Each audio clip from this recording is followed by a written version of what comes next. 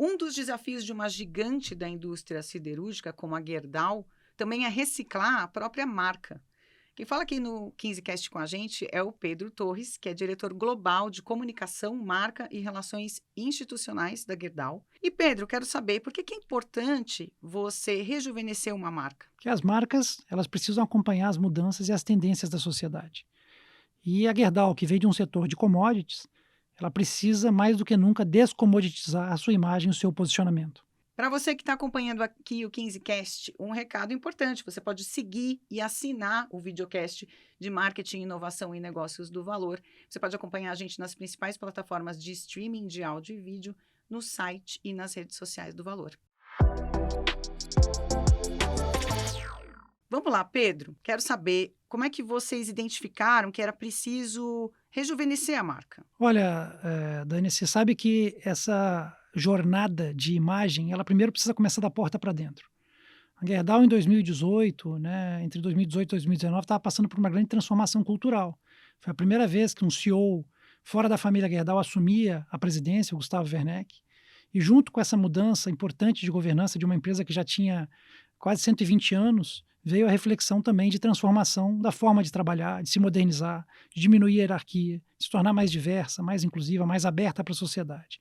Essa foi uma transformação importante que aconteceu na companhia. E depois de um período, a gente precisava transmitir essa mudança também na imagem, na reputação da Gerdau.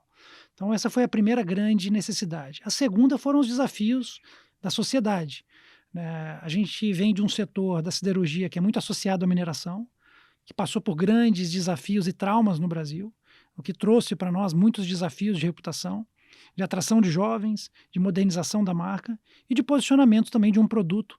O Brasil é um país que produz o aço mais verde do mundo e a gente talvez não conseguia transmitir essa mensagem. Então veio primeiro de uma necessidade de transformação interna e segundo de desafios externos que aconteciam no Brasil. Sobre esse processo de mudança interno e também de ser uma marca empregadora interessante para o público jovem. Hoje vocês têm cerca de 60% do contingente com idade entre 30 e 50 anos, segundo a informação do relatório da Gerdau, e cerca de 16% com até 30 anos de idade. Vocês têm uma meta aí de aumentar esse contingente da equipe com até 30 anos? Como é que é? Na verdade, a gente não tem uma ambição específica de mudança de patamares de idade. Eu acho que o que é mais importante não existe empresa de futuro sem atrair bons talentos. Quem faz uma empresa são as pessoas. E a capacidade que a gente tem de atrair as melhores pessoas é que vai ditar o futuro que a gente vai ter da organização. Existe uma mudança constante, né? A empresa, as pessoas entram, elas fazem carreira, existe um turnover natural que as indústrias têm. E a nossa capacidade de repor esses talentos, sejam pela própria porcentagem que a gente tem, ou seja, pela necessidade de adaptação às novas atividades que o mundo vai impondo, vai tendo a nossa capacidade de atração de pessoas. A gente era uma indústria, muitos anos atrás, visto como um dinossauro, uma indústria suja, uma indústria que não era um lugar onde as pessoas podiam expressar suas ideias, que elas poderiam inovar, aquela indústria bem quadrada, masculina. E como é que a gente muda essa imagem? Primeiro, como eu te disse, não adianta você não muda uma imagem sem primeiro mudar o seu comportamento. Então, a Gerdau passou por uma grande transformação no seu modelo de trabalho, na sua forma de agir. Depois veio essa forma da gente realmente atrair as pessoas. E eu acho que a gente já vem tendo frutos disso, né? E essa atração de talentos é que é fundamental para que nós possamos ter mais 120 anos de prosperidade na Gerdau. Vocês têm ações em festivais de música para também se aproximar desse público, né? Tem algum exemplo de uma pessoa que entrou na empresa e que veio por esse tipo de ação? Temos sim, acho que tem exemplos muito bacanas que nos inspiram, nos orgulham, de profissionais, de estagiários, que viram a marca pela primeira vez num festival de música. O festival de música talvez não seja o lugar mais usual para encontrar uma indústria B2B como a nossa. Então, eu acho que quando a gente tem exemplos como esse, a gente teve o exemplo da Amanda recentemente, que até fez um conteúdo conosco mostrando que teve contato com a marca, interagiu com as nossas ativações no The Town aqui em São Paulo, se interessou pela empresa, se inscreveu num programa de estágio e hoje é estagiária da Gerdau. Acho que esse é um exemplo concreto de um ciclo de que, quando você se apresenta para um público num local onde esse público está presente, a gente tem a capacidade também de, assim como outros setores que são um pouquinho mais pops, um pouquinho mais sexys do que os nossos, a gente consegue também atrair as pessoas. Como é que vocês chegaram nessa ideia, Pedro? Isso veio de uma grande reflexão. O aço está presente em tudo, nesse estúdio, nesse microfone, em quase tudo que nos cerca, mas não é tão percebido. É um produto muitas vezes invisível, apesar de ser essencial para quase tudo. E a Gerdau tem uma pegada de carbono muito baixa, é a maior recicladora de sucata da América Latina, e a gente não conseguia, talvez, mostrar da forma mais adequada toda essa narrativa, né? Seja para modernizar a marca, seja para mostrar nossa responsabilidade ambiental. Então veio a ideia de por que não usar os grandes eventos de entretenimento do Brasil, que já tem uma potência de comunicação enorme, que tem já um apego de engajamento de um público jovem, para que a gente pudesse mostrar o produto sob novas formas. E aí surgiu a nossa ideia, então, de quem sabe construir o novo palco do Rock in Rio, que é um ícone do entretenimento, o maior evento de música da América do Sul, para que a gente pudesse colocar o nosso produto numa vitrine e numa narrativa sob outra perspectiva, e que no final do dia servisse como uma grande metáfora para a gente contar as histórias que estão por trás desse aço. Então foi assim que surgiu, foi um projeto que já tem 4 anos, são 4 ciclos de festivais entre o Rock in Rio e o The Town aqui em São Paulo, e que tem sido uma experiência para nós muito interessante de como apresentar uma indústria tradicional como a nossa dentro de um evento onde muitas vezes está o varejo, as empresas de consumo final, mas a gente consegue ali sim contar as histórias e imprimir uma narrativa que talvez nos formatos tradicionais a gente não tivesse conseguindo ter tanto êxito. Como é que vocês medem esses resultados? Acho que a gente consegue mostrar a nossa participação digital. A Gerdau se tornou, nos últimos 5 anos, a indústria de aço mais seguida no mundo, né? Para você ter uma ideia da relevância que isso significa. Apesar da gente ser uma das líderes aqui no Brasil, quando a gente olha globalmente, existem empresas com maior capacidade do que a Gerdau nos Estados Unidos e na China. A gente já tem uma base de seguidores de mais de 4 milhões de pessoas. Isso significa maior capacidade de comunicação direta com os nossos públicos, por que não, de comercialização dos nossos produtos, de atração de talentos. Uma outra forma são rankings, né, de reputação. A Gerdau, há alguns anos, lidera os rankings de reputação, por exemplo, da Merco no Brasil. A gente teve um ano mais difícil ainda, agora em 2025. Como que a estratégia de comunicação muda? A gente viveu o mundo da globalização há muitos anos atrás. Agora a gente vive o mundo do protecionismo de uns anos para cá. E a Gerdau, acho que ela deu muita sorte, mas mérito também da competência das gestões anteriores, que mais ou menos em 1980, a Gerdau decidiu se internacionalizar muito. Então, a Gerdau hoje é uma empresa que tem mais da metade do seu faturamento no balanço desse ano vindo das operações no exterior. E é interessante que o aço é um produto de mercado interno, então a cada país a gente tem que ter uma estratégia, um posicionamento, e entendendo as dinâmicas de mercado, e a gente depende muito menos hoje da questão das exportações e todos os dilemas que a gente tem. Então é um mundo mais complexo, um mundo com mais tensões, mas o aço, apesar de tudo, continua sendo muito essencial para as nações, como um produto, inclusive, de defesa nacional, o que tem realmente fortalecido a estratégia da Gerdau, principalmente na América do Norte.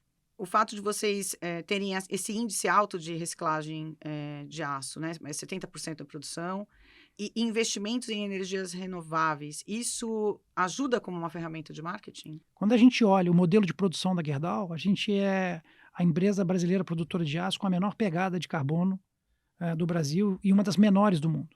A gente recicla 70%, né? O que é reciclar até para quem está nos escutando? É aquela bicicleta velha, aquela geladeira velha, é o carro que está no ferro velho. Tudo isso que ia para os lixos, para os aterros, para o leito, às vezes os rios, a gente pega e transforma em aço. O aço é infinitamente reciclável. Então é um produto que tem uma capacidade de se renovar sempre. Além de tudo, a Gerdau tem uma oportunidade, a gente tem esse investimento em energia renovável, foram alguns bilhões nos últimos anos, para que a gente seja um autoprodutor de energia renovável, basicamente a energia solar. A gente tem feito investimentos constantes, inaugurando parques novos, para que a gente mude a nossa matriz.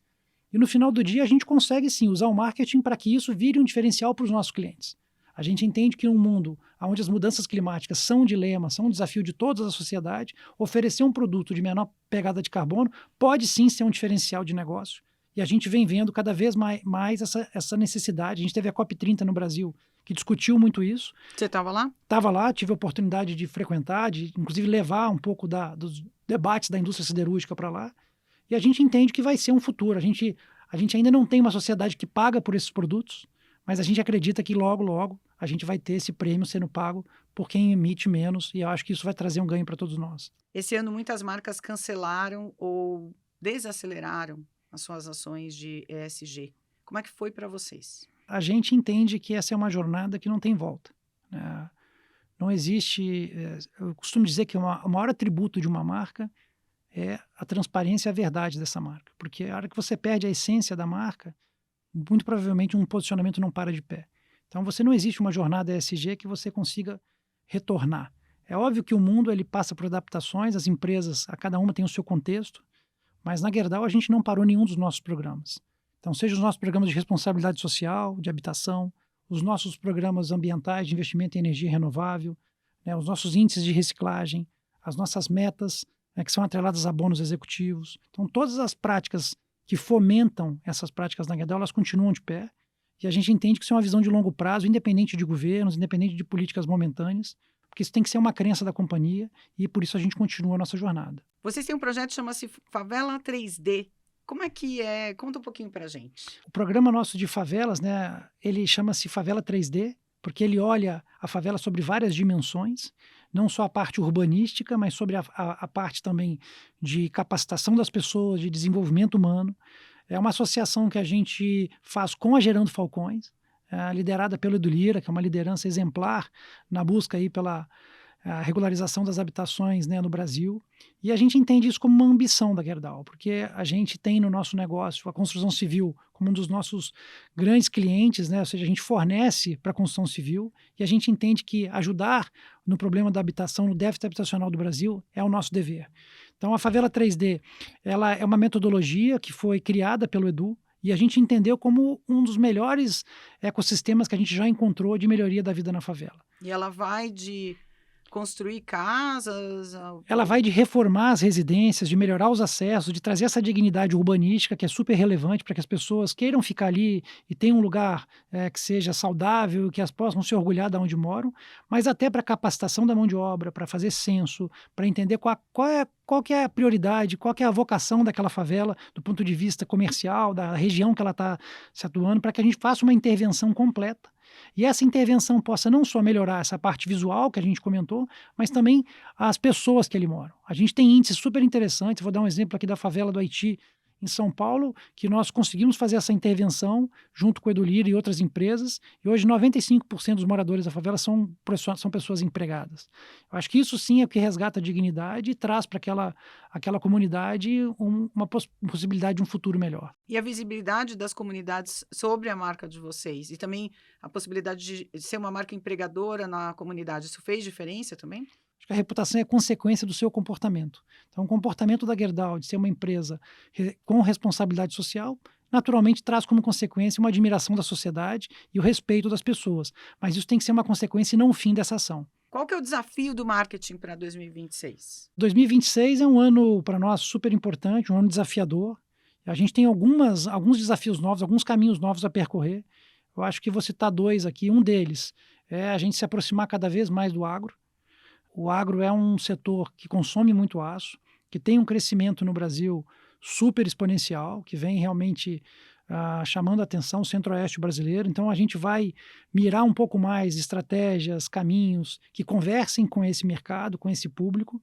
Então, acho que vocês vão ver a marca da Gerdau também um pouco mais sujando um pouco a bota. E também eu acho que um outro caminho é o caminho da tecnologia, da inovação. Por isso, a gente vai fortalecer muito a nossa presença na Fórmula 1. Que é um patrocínio para nós muito interessante, porque ele une um mercado automotivo, que é super relevante para nós, com inovação e tecnologia, e a gente consegue não só comunicar isso de uma forma robusta, mas também como falar de uma forma mais global, já que é uma categoria de classe mundial. Pedro Torres, obrigada demais por participar aqui do 15Cast. E você que está acompanhando a gente, continue seguindo o nosso videocast de marketing, inovação e negócios. A gente encerra aqui a nossa 4ª temporada. Você pode acompanhar todos os episódios do 15Cast nas principais plataformas de streaming de áudio e vídeo, no site e nas redes sociais do Valor. Obrigada, um abraço. Obrigada, Pedro. Obrigado.